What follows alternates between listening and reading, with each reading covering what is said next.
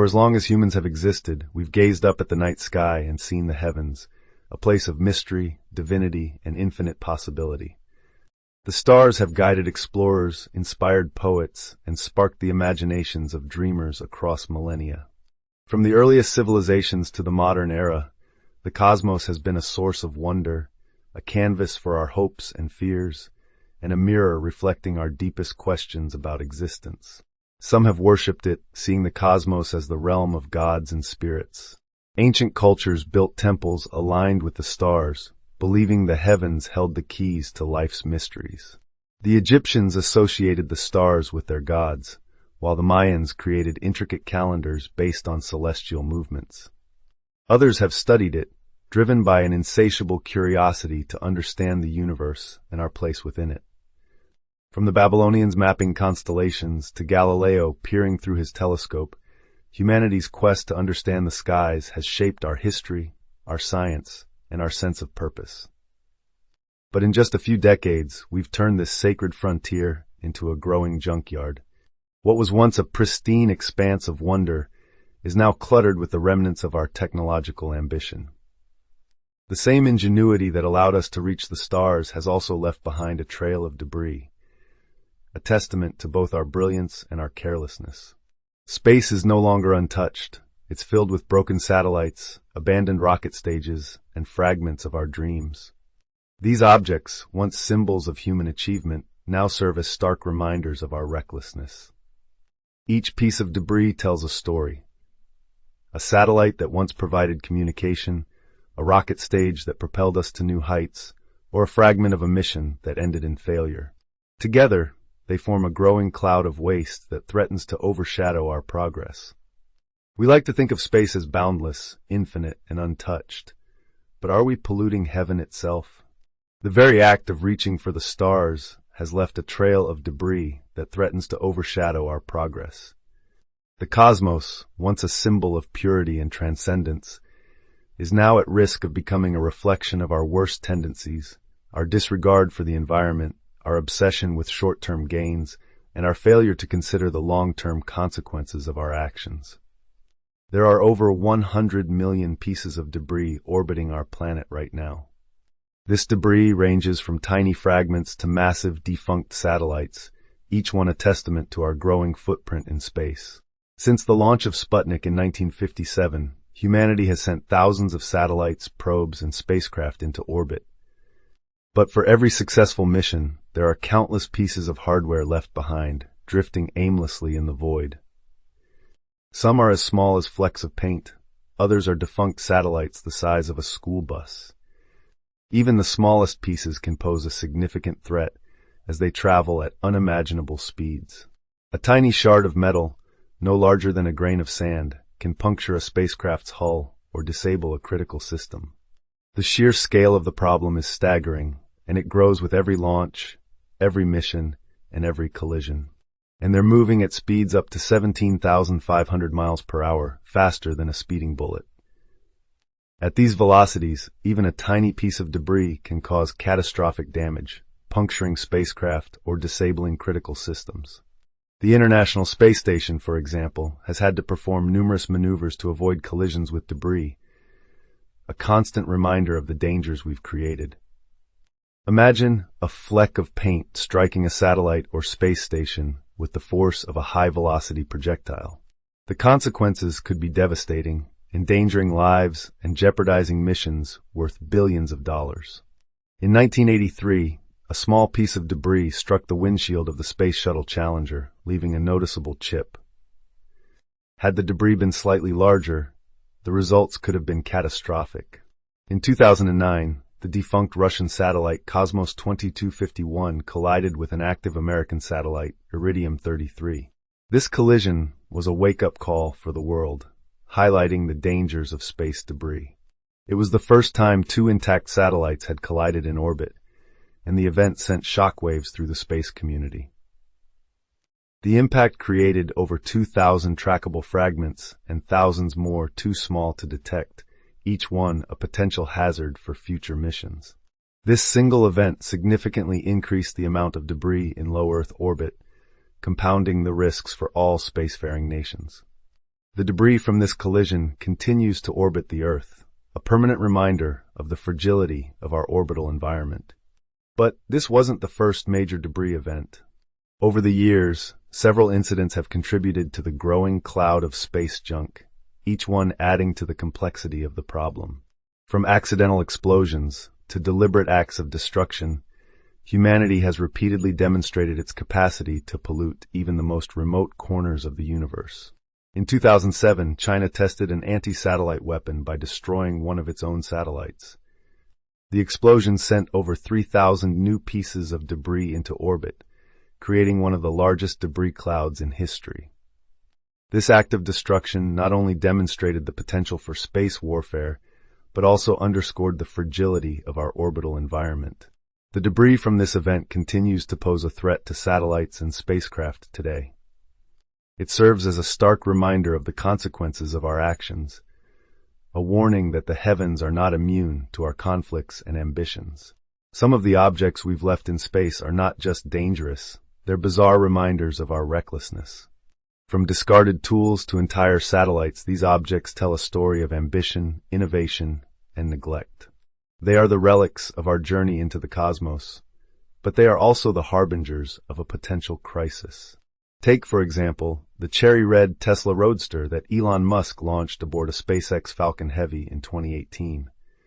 At first, it seemed like a fun publicity stunt, an electric car playing David Bowie's Space Oddity as it drifted through the void.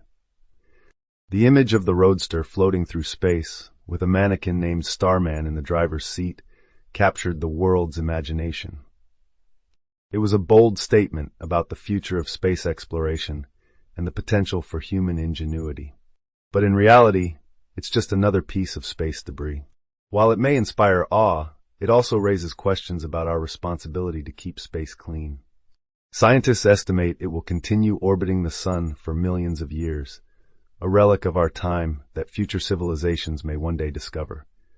Was this an inspiring symbol of human exploration, or just another way to litter the heavens? The answer depends on how we choose to view our role in the cosmos.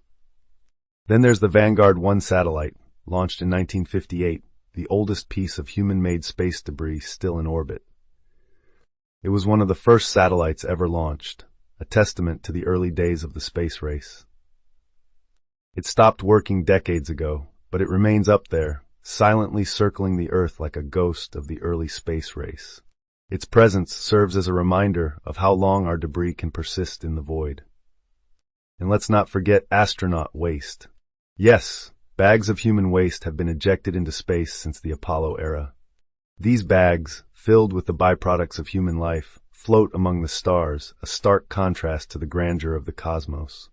Some have burned up in the atmosphere, but others may still be out there, drifting indefinitely. It's a humbling reminder that even our most advanced endeavors leave behind traces of our humanity. On Earth, we have environmental laws to protect nature, but what about space? Do we own it? Do we have the right to treat it as a dumping ground? Some argue that since no nation owns space, no single entity is responsible for keeping it clean. But if space is the province of all mankind, as stated in the Outer Space Treaty of 1967, then perhaps it belongs to everyone, and by extension, we all share the duty to protect it. When we pollute space, we don't just harm ourselves, we endanger the future of exploration. The debris we leave behind could one day make it impossible to launch safely, trapping us on Earth. If space becomes too cluttered, we could trap ourselves on Earth, unable to launch safely through the debris field we created. The very frontier we sought to explore could become a prison of our own making. We may be closing the door on our own destiny, sacrificing the future for the sake of short-term gains. Many faiths see the heavens as sacred. In Christianity, Psalm 19:1 declares, "The heavens declare the glory of God, the skies proclaim the work of his hands." Are we defiling something divine by turning the night sky into a scrapyard? The question is not just scientific, it's deeply moral. In Islam, the Quran describes the skies as a protected canopy, Quran 21:32, a sign of God's careful design. If we knowingly pollute it, are we acting against that divine order? Hinduism speaks of the cosmos as a grand, interconnected web of energy, one that must be respected, not exploited. In Buddhism, harming nature is seen as a form of suffering. Does this apply to the space beyond Earth as well? Even in secular philosophy, space is often viewed as a pristine wilderness, one of the last untouched frontiers.